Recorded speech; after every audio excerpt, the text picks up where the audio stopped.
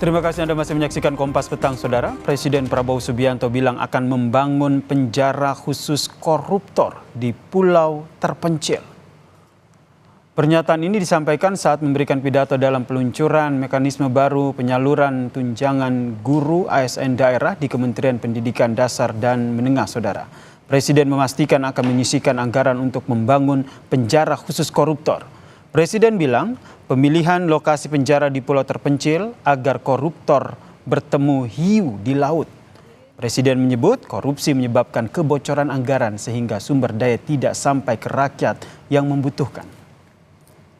Gak ada negara yang korupsi gila-gilaan bisa kaya. Tidak ada. Korupsi menuju negara hancur. Saya tidak akan mundur menghadapi koruptor. Saya tidak akan mundur menghadapi koruptor. Nanti juga akan sisihkan dana, saya akan bikin penjara yang pokoknya sangat kokoh di suatu tempat yang terpencil, mereka nggak bisa keluar malam hari. Kita akan cari pulau, kalau mereka mau keluar biar ketemu sama hiu. Sementara itu, Saudara, Sekjen Gerindra yang juga Ketua MPR Ahmad Muzani sepakat terkait rencana Presiden Prabowo Subianto yang ingin membangun penjara di pulau terpencil. Ahmad Muzani menyebut setiap kesalahan harus mendapatkan hukuman yang setimpal. Prabowo mau bikin penjara untuk koruptor di pulau terpencil, Pak. Ya, setiap kesalahan harus mendapatkan hukuman setimpal. Pak Muzani mengkonfirmasi apakah ada pelatih. Peneliti Indonesia Corruption Watch atau ICW menilai ada hal yang lebih penting untuk diatur oleh pemerintah dalam pemberantasan kasus korupsi di Indonesia ketimbang membangun penjara khusus koruptor di pulau terpencil. ICW menyebut pemerintah perlu mengembalikan independensi lembaga anti korupsi KPK dan segera mengesahkan undang-undang perampasan aset untuk memberi efek jera pada koruptor. Menilai bahwa penting bagi pemerintah untuk segera mengembalikan kondisi independensi dari Komisi Pemberantasan Korupsi kembali seperti sebelum revisi Undang-Undang KPK di 2019. Kedua, apabila memang hendak memberikan efek jera bagi para koruptor, yang lebih urgent dan lebih efektif yang dapat dilakukan oleh pemerintah adalah segera mengesahkan RUU Perampasan Aset, yang mana di dalamnya dapat lebih optimal untuk merampas kekayaan dari koruptor sehingga tidak bisa lagi dinikmati pasca mereka keluar dari penjara. Presiden Prabowo Subianto, Saudara, kembali menyampaikan komitmennya untuk menyisihkan anggaran khusus untuk memberantas korupsi. Salah satunya dengan membangun penjara khusus. Apakah ini efektif untuk memperberat sanksi bagi koruptor? Kita bahas bersama dengan praktisi hukum, Bang Saur Siagian, dan juga politisi Gerindra, Bang Hendarsa Marantoko yang telah bergabung bersama kami di Kompas Petang. Salam sehat semuanya. Salam sehat, Bung Yasir. Saya ke Bang Saur dulu nih sebagai praktisi hukum nih. Apa urgensinya menurut Anda akhirnya Presiden Prabowo Subianto menyampaikan bahwa perlu nih membangun penjara khusus untuk koruptor, apalagi penjaranya ini harus di pulau terpencil? Bung Yasir, kalau kita lihat karakter penjahat koruptor ini kan bahkan sampai ada yang disebut itu Liga Klasemen Korupsi. Nah, kalau kita melihat misalnya mulai tahun 98 di mana runtuhnya katakanlah Orde Baru, salah satu yang penyebabnya itu adalah korupsi. Nah, memang kita sudah melahirkan katakanlah lembaga KPK yang korupsi juga kita kategorikan extraordinary crime. Tapi fakta selama ini yang terjadi, misalnya para koruptor ini bahkan kejahatannya dikategorikan sekelas katakanlah kejahatan misalnya teroris, extraordinary, tapi para narapidana itu diperlakukan sangat istimewa atau bahkan berbeda dengan kejahatan yang biasa. Misalnya Yasir, kita lihat misalnya kalau para pencuri katakanlah ayam, katakanlah begal, itu mereka harus berdesak-desakan. Tetapi kita melihat kejadian di mana mantan atau yang sedang menjalankan narapidana koruptor bisa pergi ke luar negeri nonton, yang dulu beberapa waktu yang lalu mereka bisa mendatangkan wanita atau bahkan mereka pakai AC, kemudian pakai punya kulkas. Ini menciderai amanat sesungguhnya rasa keadilan daripada kita semuanya. Nah, kita mengapresiasi pemerintah khususnya Presiden Prabowo setelah aparat penegak hukum serius untuk memberantas. Saya kira biar seimbang, biar holistik, bukan sekedar tuntutannya serius, tetapi mereka ini juga harus diperlakukan seperti juga tindakan mereka ini yang extraordinary crime. Berarti menurut Anda ini merupakan salah sangat satu efektif. Sehingga kalau misalnya mereka katakanlah tidak bisa lagi keluar malam karena dana-dana yang mereka miliki, atau menerima tamu, melakukan seperti kerja-kerja mereka selama ini, nah, menurut saya ini juga yang membuat pemberantasan korupsi kita tidak efektif. Nah, jadi menurut oleh karena Anda, ini saya Bang kira Soehar, sangat holistik. ini efektif untuk memberantas korupsi, memberikan efek jera kepada mereka yang tadi Anda sebut ini adalah kejahatan luar biasa dengan membangun penjara di pulau terpencil? Iya, saya kira iya. Jadi artinya gini loh, uang yang mereka nikmati itu kan sebenarnya mengapa mereka katakanlah untuk korupsi, dengan hasil korupsi yang mereka dapatkan itu mungkin mereka mendapatkan privilege. Mereka bisa mendapatkan katakanlah keistimewaan. Tapi seandainya mereka ditempatkan di tempat khusus, tentu uang yang mereka miliki itu tidak bisa lagi mereka manfaatkan untuk mendapatkan katakanlah kenikmatan hedonisme.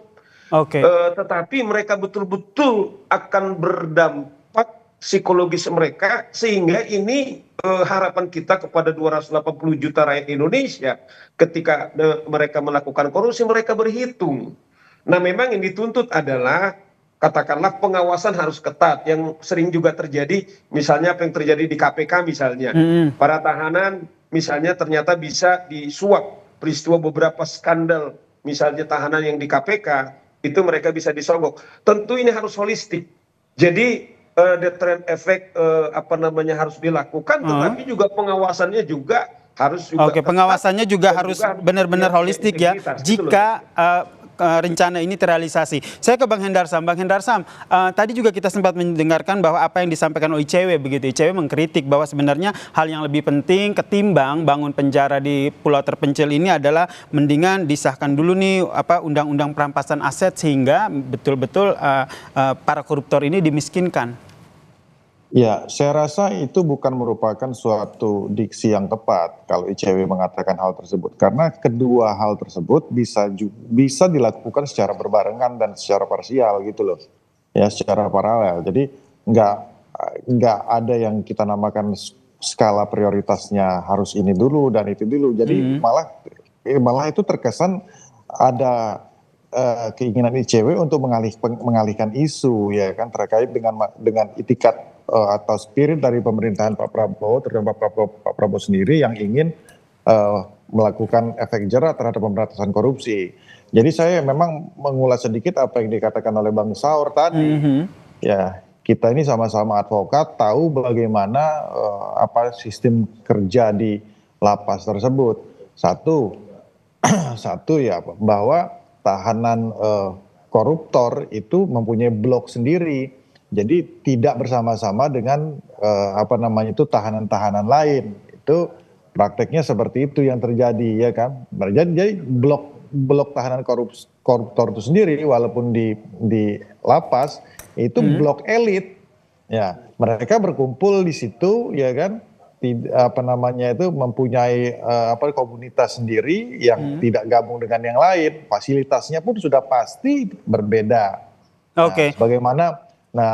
Yang kedua ya kita melihat juga bahwa hal inilah yang ingin coba ditutupi dan bukan merupakan sesuatu hal yang baru. Kalau kita buatkan hanya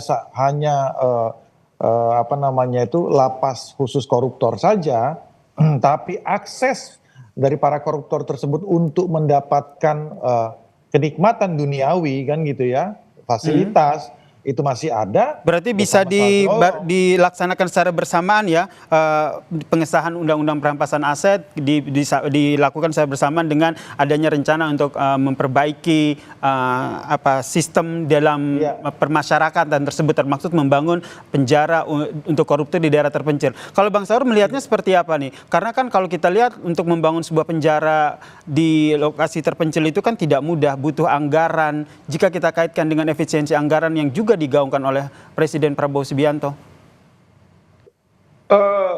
Betul, memang katakanlah saya juga berkali-kali mengatakan untuk mendorong segera RUU perampasan aset itu diundangkan. Bahkan saya mengatakan bila perlu Pak Presiden kemudian mengeluarkan segera. Nah, problemnya adalah di depan kita ini kan, di depan Pak Presiden itu kan bukan hitungan lagi soal bulan.